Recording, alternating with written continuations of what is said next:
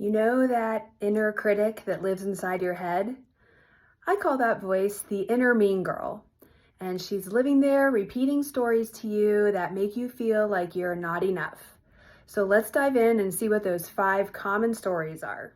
The first story the inner mean girl tells you is to be perfect.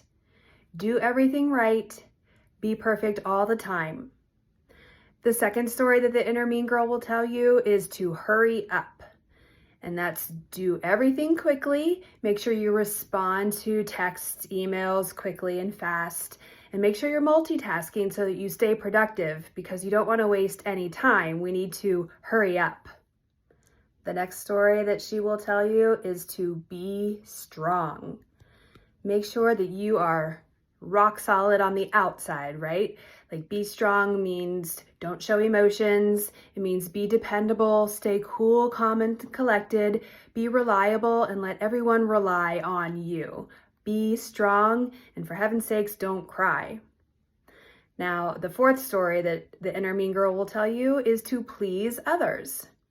So this means be kind and generous and give everyone your time and put everyone's needs before your own and please others. And the fifth common story that the inner mean girl will tell you is to try hard.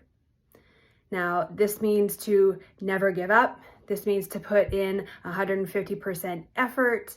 Make sure you're trying hard, and when you reach a goal, don't celebrate because there's another one to move on to. So you're always striving for that next goal and trying very hard, spending your energy on achievement.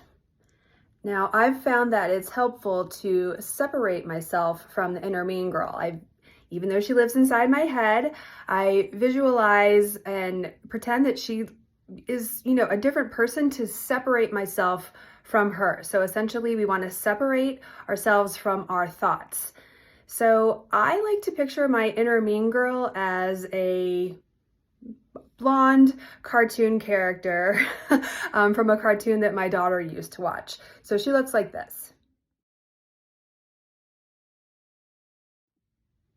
So whenever my mean girl shows up and tells me that I'm not being productive enough, or that I need to do the dishes in the sink right now, or I need to try harder and send a perfect email, whenever she shows up and I start to hear those stories, it's helpful for me to think that I don't have to listen to her. This is somebody else, and she's a bully, and I don't want to listen to her. So I'm going to, put those thoughts out of my mind, look for an alternative thought, alternative to what the inner mean girl is telling us, and go my own way. And what this does is it gives me a little bit more sense of peace, and it separates me again from those thoughts so that I can move forward in a more authentic way.